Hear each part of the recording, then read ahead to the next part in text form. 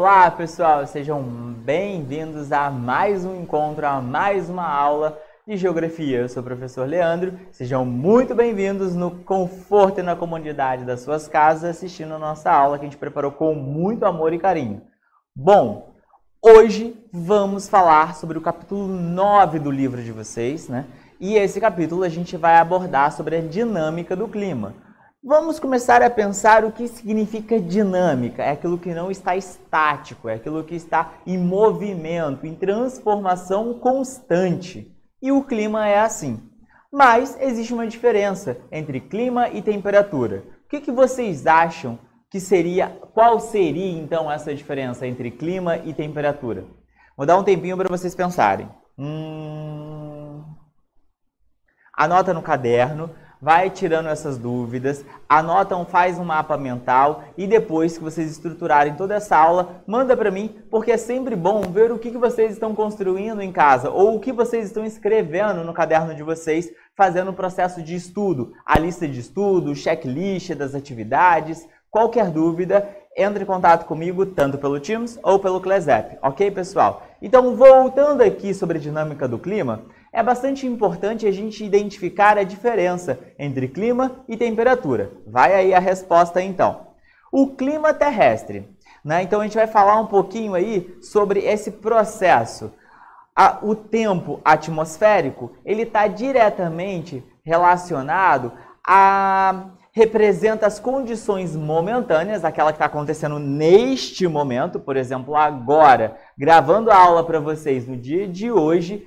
Lá fora tá com bastante sol, tá bastante quente lá fora, então a gente tem uma temperatura alta, em torno de 27, 28 graus mais ou menos, né? Com sensações térmicas talvez ainda maior, dependendo da região que a gente está. Se essa região ela é composta por elementos aí de cimento, de prédios, de construções, ou se ela é composta por elementos naturais, como florestas, campos, árvores, vai modificar a temperatura naquela região, o tempo, né? Então, o que a gente chama de tempo atmosférico vai ser diferente.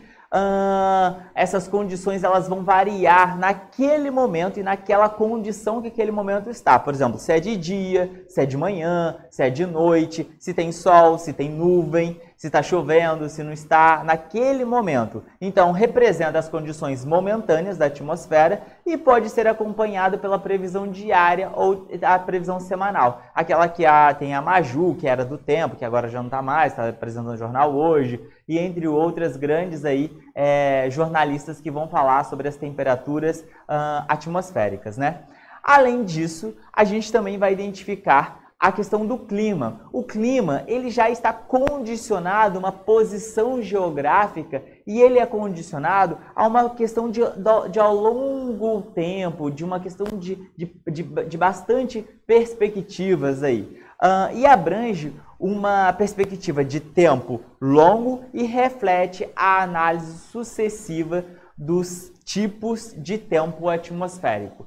Tá bom, o que significa isso? O clima ele está diretamente relacionado às estações do ano, as estações do verão, do inverno, do outono e da primavera. Lembrando um pouquinho, né? As principais estações, as mais destacadas, é o verão e o inverno. O verão com maior proximidade da Terra com o Sol, no hemisfério que ele vai estar disposto, e aquele que estiver mais afastado do Sol, ele vai estar no inverno recebendo aí menos radiação solar e aí vai estar com as temperaturas mais baixas.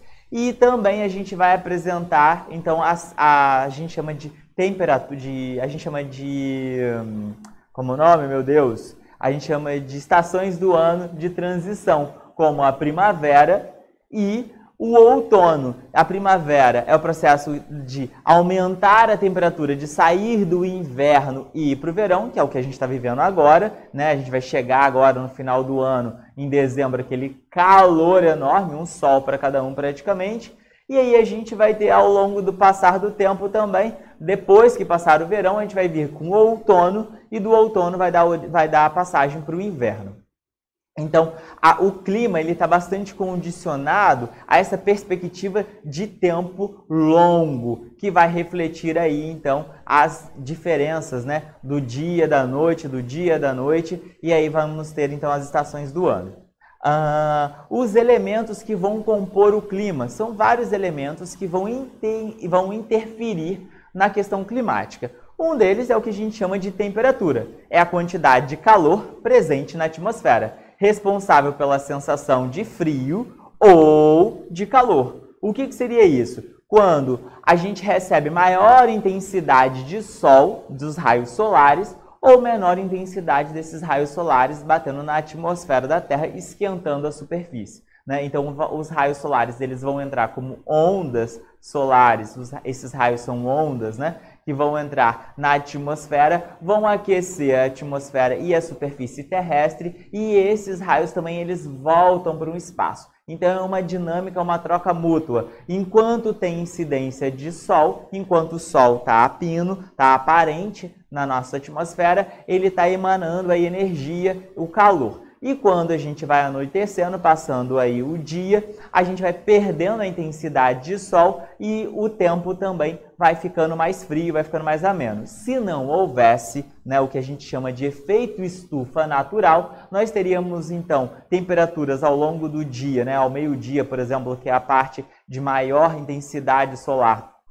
A gente teria temperaturas altíssimas e à noite a gente teria temperaturas muito baixas, fazendo com que a gente não tivesse um equilíbrio para a sobrevivência. O que acontece muito nos desertos, né? Os desertos eles têm um intenso calor, radiação solar ao longo do dia, e à noite ficam com temperaturas muito baixas, chegando até ficar com temperaturas negativas, dependendo da região ou dependendo então aí da estação do ano que vai se encontrar aquele deserto.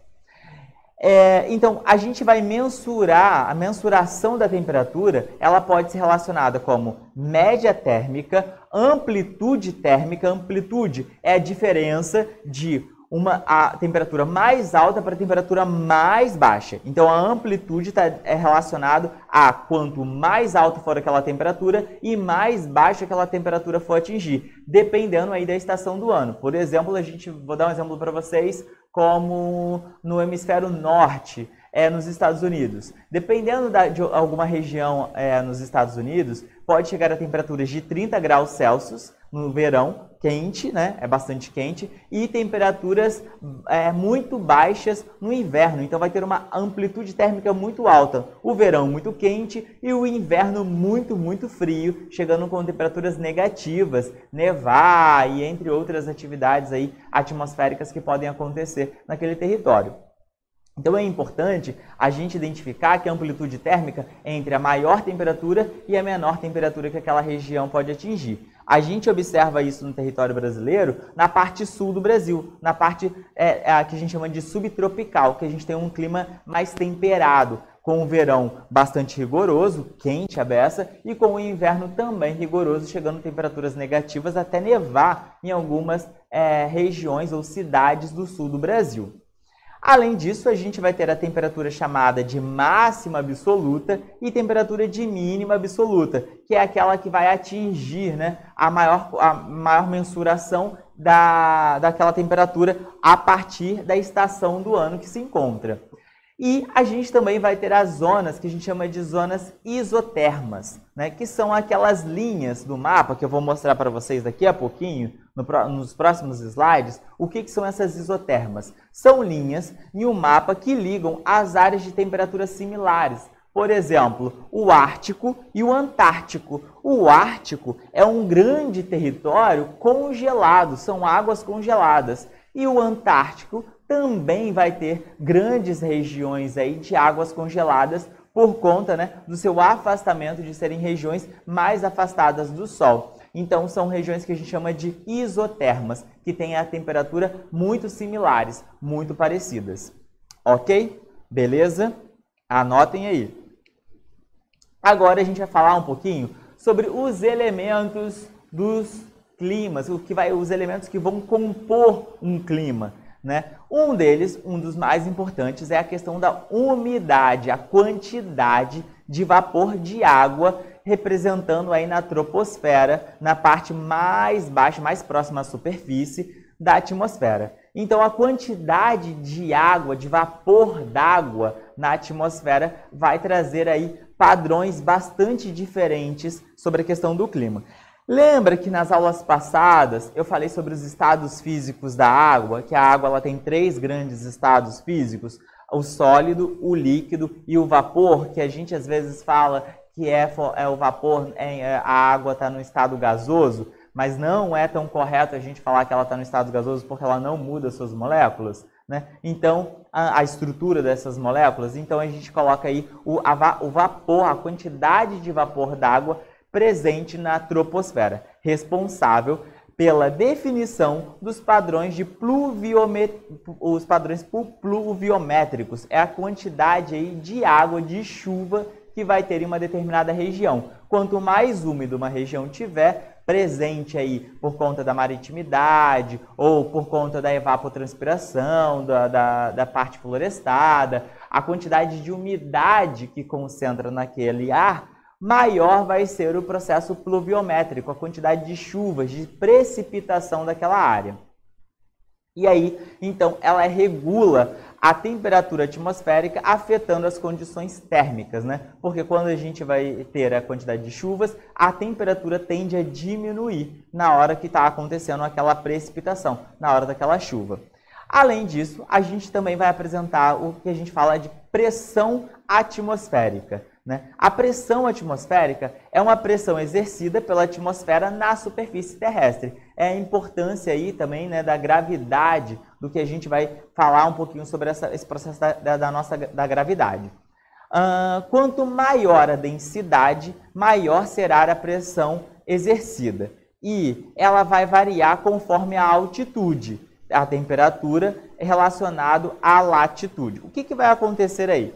Quando a gente vai para regiões mais altas, por exemplo, Teresópolis, Petrópolis, que são regiões que estão mais acima do mar, né, por conta da sua questão de altitude, essas regiões de altitude mais elevadas, elas vão ter menos pressões atmosféricas. O ar vai ter menos peso, a gravidade vai exercer muito menos ali desse peso do ar em relação a regiões que estão mais próximas ao nível do mar, como na cidade do Rio de Janeiro. Então, por exemplo, agora pode estar uns 30 graus lá fora, aqui no Rio de Janeiro, na Taquara, e lá em Petrópolis vai estar aproximadamente 7 a 5 graus a menos do que aqui. Por quê? Ela está em regiões mais altas, de maior altitude.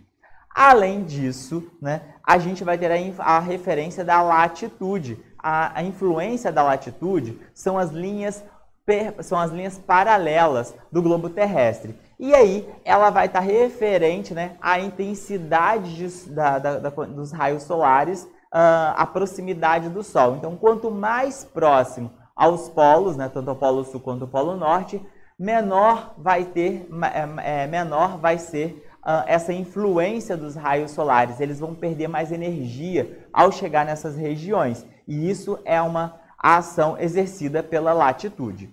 E quanto mais próximo à linha imaginária do Equador, maior vai ser aí essa pressão da latitude. As latitudes vão ser latitude zero, né? Então, a gente vai ter a temperatura muito mais alta. São processos inversamente proporcionais. Quanto menor a latitude, porque a linha do Equador é o ponto zero, vai ser maior a temperatura. Quanto maior a latitude, menor vai ser a temperatura, porque vai estar nos polos. Ok? Beleza? Como eu mostro aqui nesse mapa para vocês, olha só, as regiões isotermas, né, que estão referentes, deixa eu ver se eu consigo colocar aqui, tem como, não tem, né, colocar aquele, então, as regiões isotermas são essas regiões em azul, que vão apresentar as mesmas características de temperatura, temperaturas mais frias, porque estão mais afastadas do Sol, e as temperaturas de latitude menor, né, vão ser essa parte em vermelho, esses círculos em vermelho, porque está mais próximo à linha imaginária do Equador, e elas vão estar mais próximas ao Sol, são regiões mais quentes, chamadas de regiões equatoriais. As regiões equatoriais, elas não vão ter tanta diferença climática entre as estações do ano. No verão é muito quente, no outono é muito quente, no inverno também é muito quente e na primavera também é muito quente. Então as temperaturas elas vão ficar praticamente a mesma durante o ano inteiro, em torno de 30, 35 graus. No verão pode até bater aí uns 38 graus, 40 graus. Elas são regiões de áreas que a gente chama de clima equatorial. E quanto mais afastado for, né, dessas regiões aí de clima equatorial, vai mudar também as temperaturas e a incidência de sol na superfície terrestre, na troposfera, né, na atmosfera, que vai ultrapassar aí e vai vir para a superfície terrestre, aumentando aí, né, ou diminuindo a temperatura. Então, o que vai acontecer nessas regiões que estão mais abaixo, com maiores latitudes, né? Essas regiões vão ser regiões mais frias e vão ter temperaturas aí ao longo do ano bem definidas, com essas estações bem definidas, com os climas bem definidos. No verão, muito quente e no inverno, muito frio, que a gente vai chamar de clima temperado ou subtropical, quando está abaixo aí do trópico. Ok, pessoal? Então, a gente vai falar um pouquinho sobre essa circulação atmosférica. Os fatores que vão influenciar no clima são a latitude, como eu falei com vocês, mostrando aqui nesse mapinha para vocês aqui a influência aí da latitude, que são essas linhas paralelas, né? E a linha imaginária do Equador é a parte aonde vai ter a maior incidência de sol, e quanto mais afastado a linha do Equador, mais frio vai ficar. Estou repetindo isso toda hora, porque isso cai no vestibular e é extremamente importante a gente ficar sabendo sobre essas informações. Vamos lá. Então, os movimentos da rotação e translação que vão dar origem, né, aos dias e às noites, os movimentos de rotação, o de translação vai dar origem aí às estações do ano. A latitude, quanto mais baixa a latitude, mais próxima do Equador, maior a radiação solar. O relevo vai influenciar muito no clima, o relevo.